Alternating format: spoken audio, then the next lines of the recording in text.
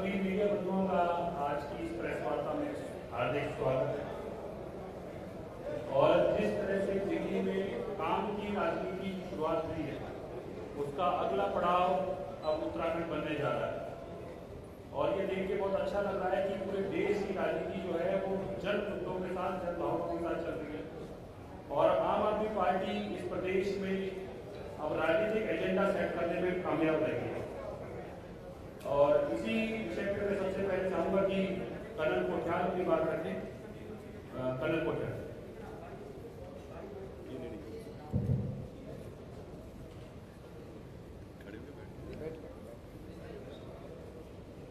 अभी हम जब रास्ते में आ रहे थे, मेरी किस्मत अरविंद केजरीवाल सर के साथ गाड़ी में बैठ करके, तो मैं सोच रहा था कि आज ये जो दिन है, क्या ये वाकई में हमारे बहुत बड़ा गर्व वाला दिन है या हमारी किस्मत वाला दिन है, जिस दिन सर को यहाँ पे पहली बार ऑफिशियल विजिट में देहरादून आए हैं।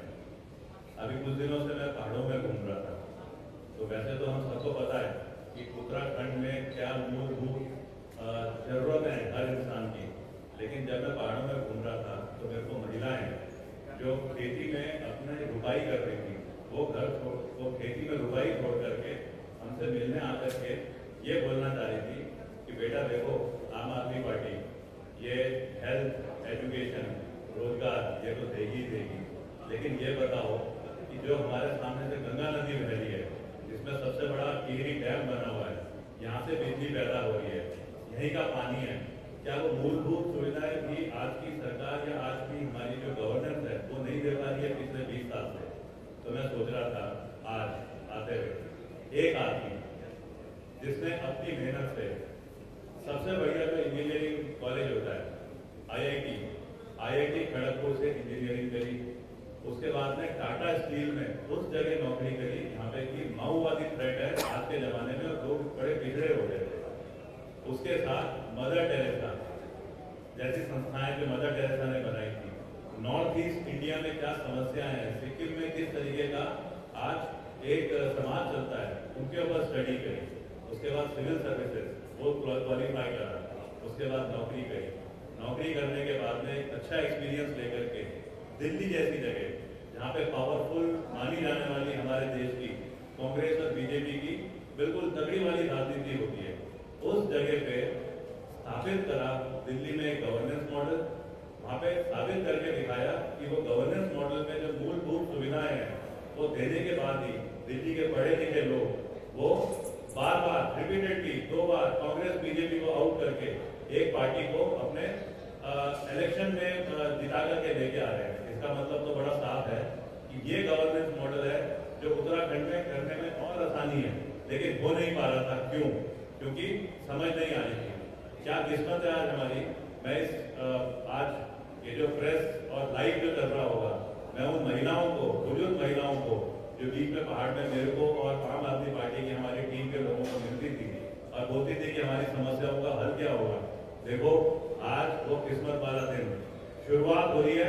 उन समस्याओं को कैसे हल करना है, कैसे उसको ठीक करके उत्तराखंड का नवनिर्माण जो हम बोल रहे हैं वो किस तरीके से होगा। आज मैं जरूर अरविंद केजरीवाल सर को सबसे पहले तो धन्यवाद बोलना चाहता हूँ कि आप हम सबका हौसला बढ़ाने यहाँ पे आए, और यकीन दिलाना चाहता हूँ पूरी आम आदमी टीम की तरफ से, आम आदमी पार्टी की टीम की तरफ से उत्तराखंड में जो है कि जो आपने हमारे लिए सोच बनाई थी कि मैं उत्तराखंड के लिए भी कुछ करना चाहूँ तो मेरे को अच्छा लगेगा, आज उस सोच को पूरा करने के लिए टीम धीरे धीरे स्ट्रांग होती जा रही है, लोगों के अंदर जज्बा बढ़ता जा रहा है। अब खाली बस एक चीज रह गई है, ग्राउंड पे इम्प्लीमेंट करना। ग्राउंड पे इम्प्लीमेंट करने की ताकत हमारे में है, तरीका खाली हमें समझने की जरूरत है। कोई भी हम कभी भी नेगेटिव पॉलिटिक्स नहीं खेलेंगे, फालतू के हम कमेंट्स नहीं मारेंगे कि बिजली फ्री हो जाती है, पानी फ्री हो जाता है, रोजगार दे देंगे। हम लोग कहीं पे भी पॉलिटिक्स में वो वाली चीजें नहीं करेंगे कि एक मुख्यमंत्री बनता है बाकी सब उसके पीछे पड़ जाते हैं। हम गवर्नेंस का एक अच्छा मॉडल लेके आएंगे, और उसके लिए मैं अरविंद केजरीवाल सर से रिक्वेस्ट करूंगा कि वो सबको हमको अपने संबोधन से अच्छे तरीके से अवगत करें। धन्यवाद। सभी उत्तराखंड वासियों को मेरा नमस्कार, सबको मेरा प्रणाम। आज उत्तराखंड में आके मुझे बहुत अच्छा लग रहा है। उत्तराखंड को हम देवभूमि मानते हैं। भगवान ने उत्तराखंड को देने में कोई कसर नहीं छोड़ी। भगवान ने सब कुछ दिया। उत्तराखंड में नदियां हैं, पहाड़ हैं, पेड़ हैं, वनस्पति हैं, जड़ी बूटियां हैं। उत्तराखंड में मेहनती लोग हैं, अच्छे लोग हैं, ईमानदार लोग हैं। लेकिन उत्तराखंड के नेताओं ने और उत्तराखंड के पार्टियों ने उत्तराखंड को बर्बाद करने में कोई कसर नहीं छोड़ी।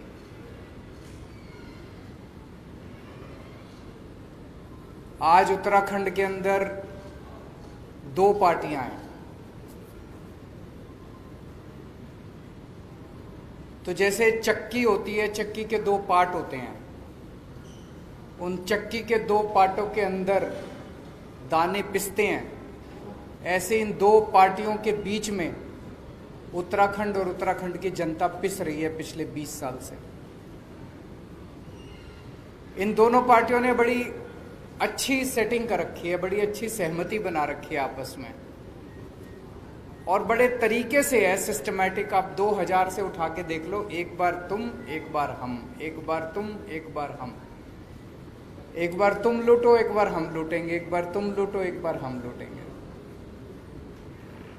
अभी हम देख रहे हैं कि सत्ताधारी पार्टी के पास सीएम ही नहीं है। एक बनता है, फिर सत्ताधारी पार्टी को लगता है नहीं ये भी निकम्मा, फिर दूसरे को बनाते हैं, फिर कहते हैं नहीं ये भी मेरे ख्याल से 70 साल के भारत के इतिहास में ये पहली बार हो रहा होगा कि कोई अपनी पार्टी खुद ही कहती है कि हमारा सीएम बेकार है। वैसे तो अपोजिशन वाले कहते हैं भाई ये पार्टी खराब है, ये सीएम खराब है। ये तो खुद ही कह रहे हैं कि हमारा सीएम खराब है, इसको बदल रहे हैं। अब फिर दूसरे को भी कहते हैं ये भी खराब है, इसको भी बदल रहे हैं। तो वहां पे सीएम की लड़ाई चल रही है, उनके पास सीएम नहीं है। फिर विपक्ष है, विपक्ष के पास नेता नहीं है। वहां पे विपक्ष का नेता चुनने के लिए पिछले महीने भर से दिल्ली के अंदर दिल्ली के चक्कर काटे जा रहे हैं। उत्तराखंड की जनता के विकास के बारे में कौन सोचेगा? क्या इन दोनों पार्टियों में से किसी भी पार्टी को उत्तराखंड की जनता की चिंता है? उत्तराखंड की जनता के बारे में कौन सोचेगा? उत्तराखंड के विकास के बारे में कौन सोचेगा? इन दोनों पार्टियों को कोई परवाह नहीं है। दोनों पार्टियां केवल सत्ता की लड़ाई लड़ रही हैं, कुर्सी की लड़ाई लड़ रही हैं। आज इतनी महंगाई हो गई है, एक आम आदमी को अपना परिवार चलाना मुश्किल होता जा रहा है। हर चीज महंगी होती जा रही है। जैसा भी कर्नल साहब ने कहा, किसी भी परिवार में चले जाओ, सबसे ज्यादा दुखी कौन है? खासकर महिलाएं हैं। क्यों? आदमी कमाता है, कमा के महीने के अंत में अपने घर में अपनी धर्मपत्नी को, मां को, बहन को लाके पैसे उसके हाथ में रख देता है। फिर पूरा महीने का खर्चा तो बेचारी महिला को चलाना पड़ता है। आमदनी बढ़ नहीं रही, खर्चे बढ़ते जा रहे हैं, महंगाई बढ़ती जा रही है। मेरा यह कहना है कि उत्तराखंड जो कि बिजली बनाता है, जो कि दूसरे राज्यों को बिजली देता है, दूसरे राज्यों को बिजली बेचता है, उत्तराखंड के अपने वासियों को बिजली इतनी महंगी क्यों मिलती है? क्या कभी किसी भी सरकार ने उत्तराखंड वासियों को फ्री में बिजली या सस्ती बिजली देने के बारे में सोचा? नहीं सोचा। उनके पास टाइम ही नहीं है। वो तो अपनी सत्ता की लड़ाई में लगे हुए हैं। जब टेहरी बांध बनाया गया था,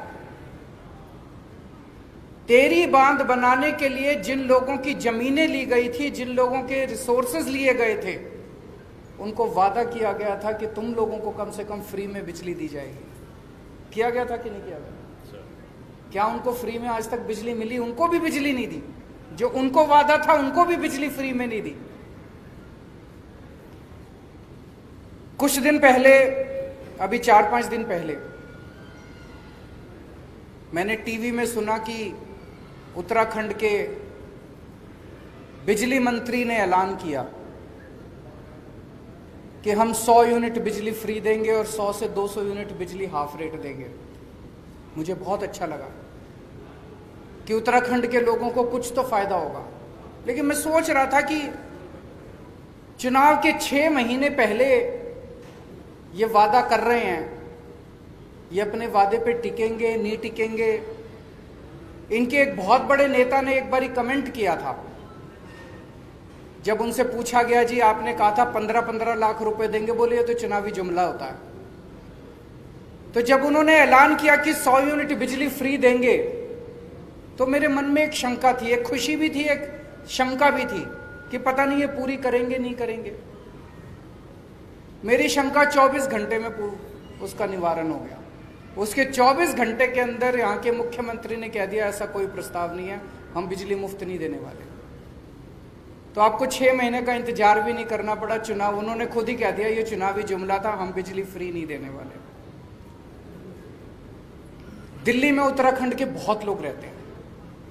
मुझे तो लगता है शायद उत्तराखंड के हर परिवार से या तो कोई दिल्ली में रहता होगा, या दोस्त होगा, या रिश्तेदार होगा। लगभग हर परिवार का कुछ ना कुछ दिल्ली से रिश्ता जरूर है। और जब आपस में दिल्ली से उत्तराखंड के जो निवासी हैं, दिल्ली में रहते हैं, वो आते हैं वापस, चर्चा करते हैं, फोन पे बात होती है, तो वो बताते हैं कि दिल्ली में किस तरह से विकास हो रहा है।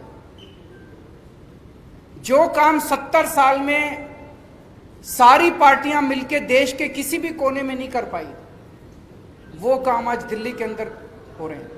स्कूल बन रहे हैं, अस्पताल बन रहे हैं, सड़कें बन रही हैं, पानी, बिजली, हर क्षेत्र के अंदर दिल्ली के अंदर विकास हो रहा है।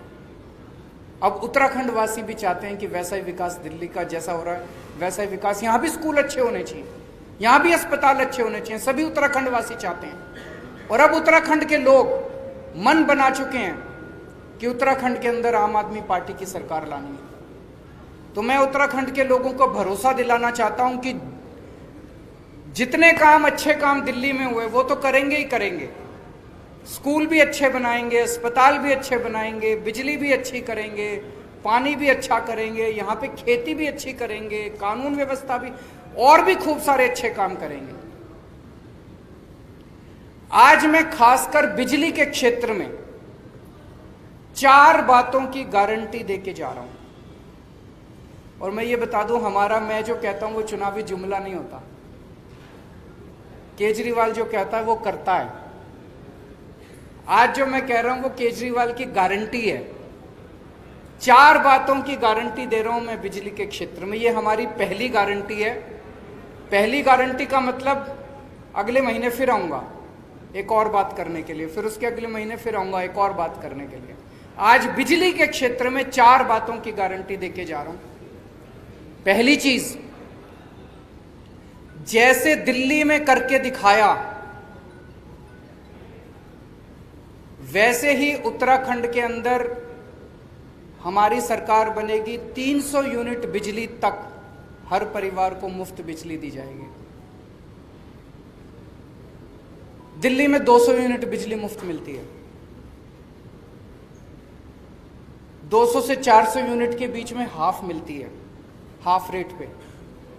तो यहां पे इसके लिए हमने एक अलग वो कर लिया कि एवरेज करके 300 यूनिट, वो हाफ वाला कॉन्सेप्ट नहीं रखा, 300 यूनिट फ्लैट, 300 यूनिट तक हर परिवार को मुफ्त बिजली दी जाएगी। दूसरी बात, ऐसे पिछले कई महीनों से हमारे कार्यकर्ता गांव-गांव जा रहे हैं, घर-घर जा रहे हैं। ऐसे कई परिवार देखने को मिले, ऐसे कई बिल देखने को मिले कि लोगों के गलत बिल आए हुए हैं। और कई बार होता है कि जानबूझ के गलत भेजे जाते हैं। 60,000 का बिल भेज दिया, अब वो बेचारा जब ठीक कराने जाता है तो उसको कहते हैं 10,000 दे दे, तेरा बिल माफ कर देंगे। होता है ना कई बार, जबरदस्ती के झूठे बिल भेजे जाते हैं। अब बेचारा चक्कर काट रहा है, चक्कर पे चक्कर काट रहा है। इतने बड़े स्तर के ऊपर गलत बिल आए हुए हैं कि उनको अगर ठीक करने के लिए सारी मशीनरी भी लगानी पड़े तो वो कम पड़ जाएगी। तो दूसरी बात, पुराने बिल माफ किए जाएंगे, पुराने बिल नहीं देने पड़ेंगे, एक नए सिरे से शुरुआत की जाएगी। तीसरी चीज, कोई पावर कट नहीं लगेगा। दिल्ली में करके दिखाया हमने। उत्तराखंड में 24 घंटे बिजली देंगे। फ्री बिजली का ये मतलब नहीं है कि बिजली कम देंगे, पूरी बिजली देंगे, 24 घंटे बिजली देंगे, मुफ्त बिजली देंगे। दिल्ली में जब मैं मुख्यमंत्री बना 2015 में, जब दूसरी बार हमारी सरकार बनी थी, मेरे को याद है 2014 की गर्मियां, दिल्ली में 7-7, 8-8 घंटे के पावर कट लगते थे।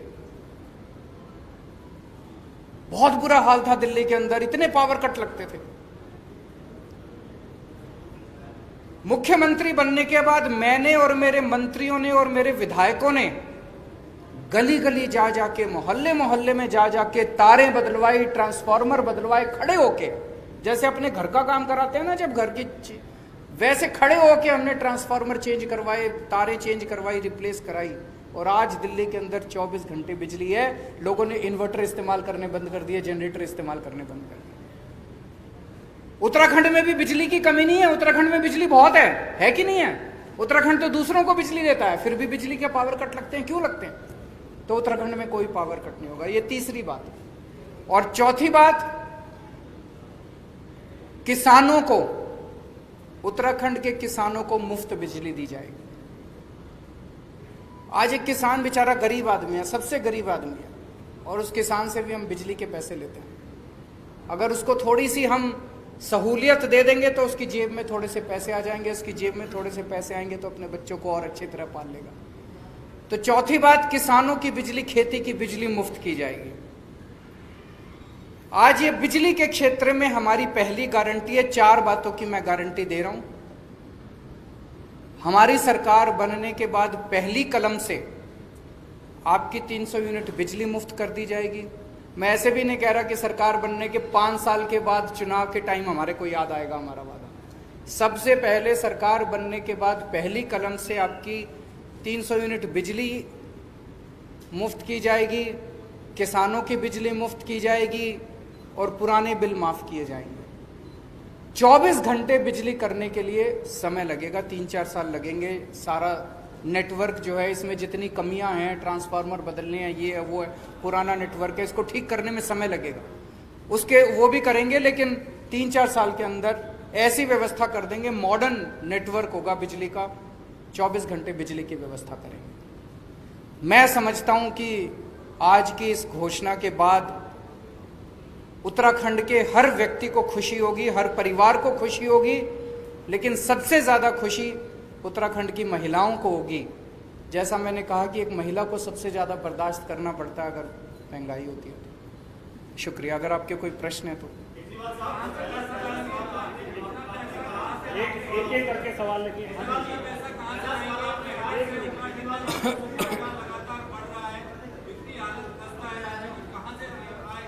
वो भाई साहब ने बड़ा अच्छा प्रश्न पूछा। 1 मिनट में प्रश्न रिपीट कर देता हूं। उन्होंने कहा कि उत्तराखंड की सरकार घाटे में चल रही है, उत्तराखंड के पास पैसा नहीं है, इतना पैसा कहां से आएगा?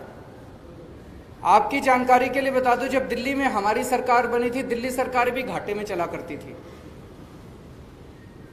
आज 5 साल के बाद दिल्ली सरकार नफे में चल रही है। ये मैं नहीं कह रहा, सीएजी की रिपोर्ट जो आई है पिछली, वो कह रही है कि पूरे देश में अकेली एक ही सरकार है पूरे देश में, दिल्ली सरकार, जो कि नफे में चल रही है, बाकी सारी सरकारें घाटे में चल रही है। नंबर 1। नंबर 2, आज ये जो ऐलान किए गए हैं, हम सारी कैलकुलेशन करके आए हैं, सारी प्लानिंग करके आए हैं, हवा में नहीं कर रहे। 1200 करोड़ रुपए का खर्चा आएगा टोटल। उत्तराखंड का बजट 50,000 करोड़ है। 50,000 करोड़ में से 1200 करोड़ रुपए निकालना कोई मुश्किल बात नहीं है। दिल्ली का बजट 60,000 करोड़ है। 60,000 करोड़ में हमारी दिल्ली में बजट बिजली की सब्सिडी 2200 करोड़ रुपए आती है। अगर हम 60,000 करोड़ में से 2200 करोड़ निकाल लेते हैं दिल्ली में, तो उत्तराखंड में से 50,000 करोड़ में से 1000 करोड़ तो निकाल ही लेंगे। एक बात। दूसरी बात, आज आपके सामने गवर्नेंस के 2 मॉडल हैं। आपको तय करना है कि आप कौन सा मॉडल चाहते हैं। एक मॉडल है इन दोनों पार्टियों का। इस मॉडल में सरकारें घाटे में चलती हैं, जम के भ्रष्टाचार होता है, स्कूल बर्बाद है, अस्पताल बर्बाद है, बिजली महंगी है और पावर कट लगते हैं। दूसरा मॉडल है नफे में बजट है, शानदार स्कूल बन रहे हैं, शानदार अस्पताल बन रहे हैं, बिजली मुफ्त है और 24 घंटे बिजली है। आप तय कर लो आपको कौन सा मॉडल चाहिए। अगर हम बिजली मुफ्त कर रहे हैं, आज मैं आपको वादा करके जा रहा हूं अगले 5 साल के अंदर किसी भी चीज के ऊपर टैक्स नहीं बढ़ाया जाएगा। आपसे एक्स्ट्रा टैक्स नहीं लेंगे, हम एक्स्ट्रा लोन नहीं लेंगे। कहां से लाएंगे पैसा?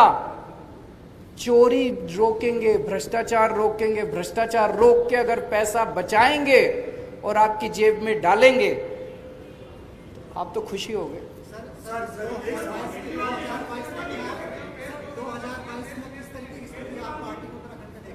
अच्छी स्थिति होगी जी अगर अच्छा काम कर रहे हैं। अगर बिजली फ्री देंगे तो आप बताओ, आप वोट दोगे नहीं दोगे?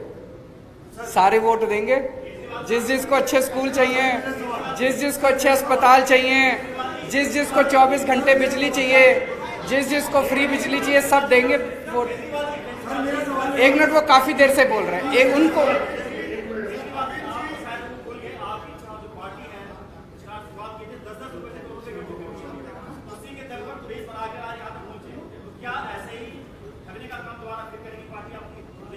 देखिए जी, हम अगर चोरी रोकने वाली पार्टी है तो हम तो चोरी करते नहीं। हमारे पास फंड तो आप ही से 10 रुपए लिए, अब आपसे 100 रुपए लेंगे। इस बार आपसे भी 100 रुपए लेंगे, इनसे भी 100 रुपए लेंगे। जनता के चंदे से चलने वाली पार्टी है और जनता के चंदे से चलेगी।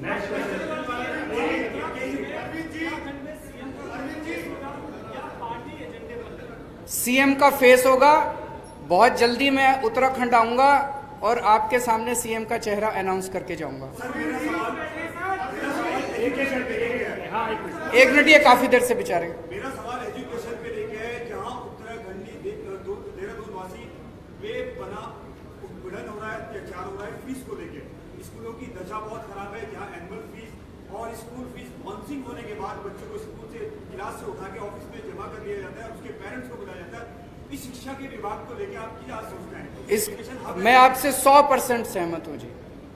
एक आज दो, इसमें थोड़ा सा मेरे को वक्त देना। ये मेरे बड़ा प्रिय मेरे विषय है, मेरे दिल के बहुत क्लोज विषय है। केवल मेरे नहीं, मुझे लगता है आम आदमी पार्टी के हर व्यक्ति के क्लोज विषय, शिक्षा का विषय।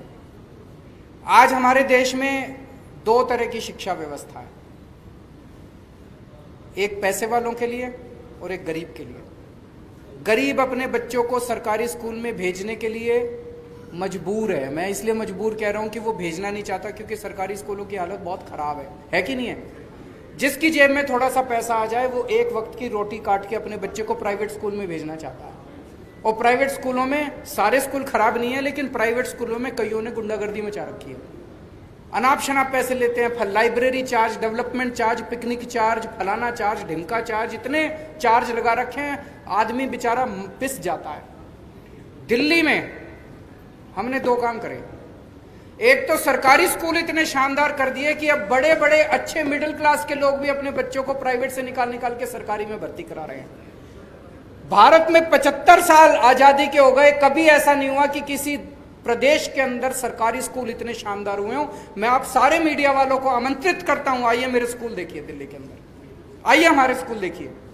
हाथ कंगन को आरसी क्या, मैं अगर झूठ बोलूं तो आप आके देखो, अपने दोस्तों को फोन करके पूछो। और दूसरी चीज, 5 साल से दिल्ली के अंदर प्राइवेट स्कूलों को फीस नहीं बढ़ाने दी। जिस स्कूल ने फीस बढ़ाने की हिम्मत की, उस स्कूल को फीस केवल कम नहीं कराई, बच्चों के पैसे वापस कराए हैं। ढेरों स्कूल ऐसे हैं जहां पे बच्चों के अकाउंट में, पेरेंट्स के अकाउंट में पैसे वापस गए हैं। यहाँ तो बंद स्कूल में फीस ली जा रही है। तो इसीलिए आम आदमी पार्टी की सरकार बनवाई, आपके पैसे वापस कराएंगे हम।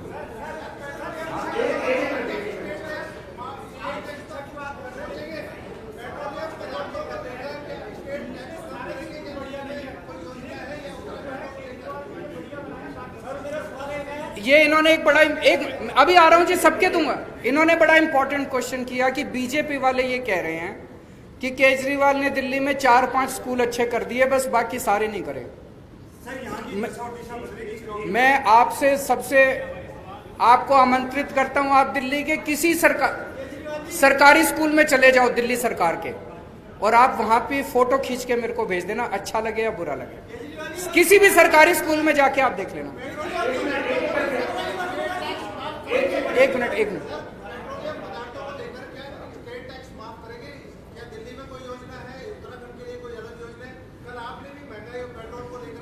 एक चीज बताओ, आप एक चीज बताओ, मान लो 100 रुपए का पेट्रोल है, मैं अभी एग्जैक्ट फिगर नहीं बोल रहा हूं, 100 रुपए में मान लो 20 रुपए तो लेती है स्टेट गवर्नमेंट और 60 रुपए लेती है मान लो सेंट्रल गवर्नमेंट। कम किसको करने चाहिए? सेंटर को कम। एक मिनट सुनो तो सही, मेरी बात तो सुन लो। जितनी भी राज्य सरकारें हैं वो सारी राज्य सरकारें बेचारे छोटे से रेवेन्यू पे चलती हैं, इतना सा तो रेवेन्यू है, सेंटर बढ़ाती जा रही है, आप कहते हो स्टेट कम करे, तो स्टेट चलेगा कैसे? आपको डिमांड करनी चाहिए कि सेंटर कम करे। सेंटर ने ये सेंटर जो इतनी टैक्स पे टैक्स इंटरनेशनल लेवल पे तेल के दाम घटते जा रहे हैं और हमारी केंद्र सरकार टैक्स बढ़ाती जा रही है, तो ये तो सही नहीं है। लास्ट क्वेश्चन,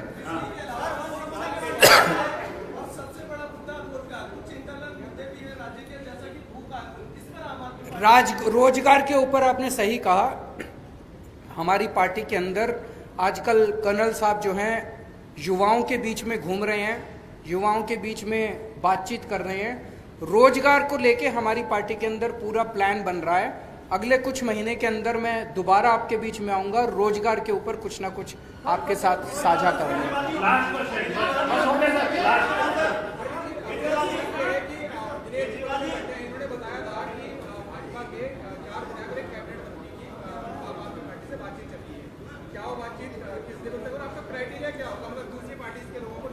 देखिए, मैं आज सभी जितने भी देशभक्त लोग हैं, जितने भी उत्तराखंड को प्यार करने वाले लोग हैं, जो लोग भी उत्तराखंड का विकास चाहते हैं, ऐसे लोग जो दूसरी पार्टियों में अपने आप को कुंठित महसूस कर रहे हैं, सफोकेटेड महसूस कर रहे हैं, ईमानदार लोग हैं, उन सबको मैं आमंत्रित कर रहा हूं कि अभी तक आपकी मजबूरी थी कि आप दूसरी पार्टियों में थे, अब एक अच्छी पार्टी आ गई है, उत्तराखंड की राजनीति करवट ले रही है, उत्तराखंड की राजनीति बदलने वाली है, उत्तराखंड की दिशा और दशा बदलने वाली है। आप सब लोग आइए और आम आदमी पार्टी ज्वाइन कीजिए। बहुत बहुत धन्यवाद, शुक्रिया, थैंक यू, धन्यवाद।